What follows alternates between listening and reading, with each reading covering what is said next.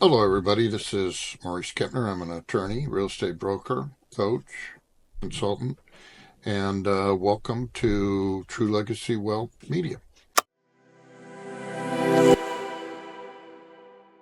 So, anyway, today we're going to talk about the Rule of 72. And I have to tell you, I think this is a really, really important rule. It can change your life. It's quite an epiphany for most people when they find out about it. Now, I'm going to tell you how it works. It's interesting. I talked to a lot of people. Hardly any of them have heard of it or know about it.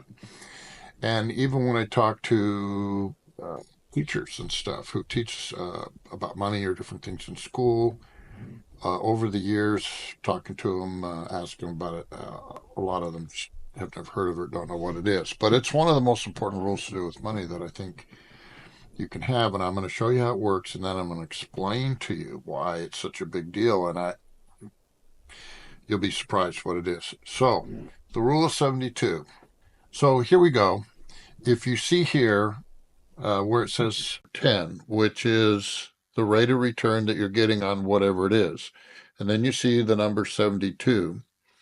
You take the number 10, the rate of return, and you divide it into the number 72. And the answer that it gives you is how many years until your money doubles. So the rate of return, in this case 10, it could be any number, 5, 10, whatever, divided into 72 is the number of years until your money doubles. This is ROI. Okay.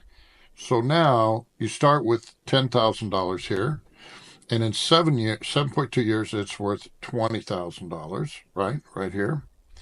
And then in 14 years, if it doubles again, you get the same rate of return. Now it's worth 40,000. And then after 21.8 years, it's worth 80,000, right? Okay. So now here's another way you can use this rule.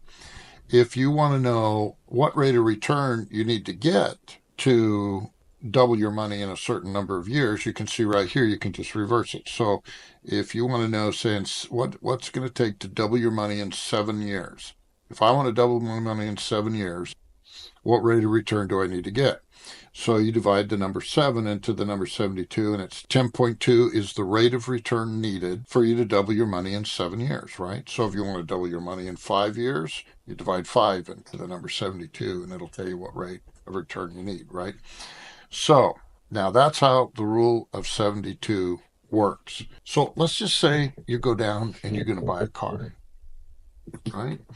And let's say you've got it down and you go, well, if I buy it this way with these things, I mean, I need a car, I got to get a car, got to go to work, whatever, run my business, go to the grocery store, whatever, you need a car, right?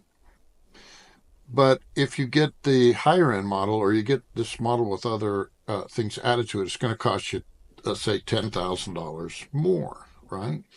So most people will think, well, it's going to cost me $10,000. They think that's what it's going to cost them. But really, that's just what it costs you today, right? Because depending on what you have going on out there, if you have rental properties or you have other investment accounts or whatever, that's what it's going to cost you over time when you use the rule of 72. Okay, so what is this $10,000 difference in the car going to cost you, not just today, but over time? Most people see they never think of that, right? So if you can get 10%, let's say, on your money, and you spend this 10,000 for these extra features on the car, it's going to cost you in 7 years, 7.2 years, it's going to cost you $20,000, not 10.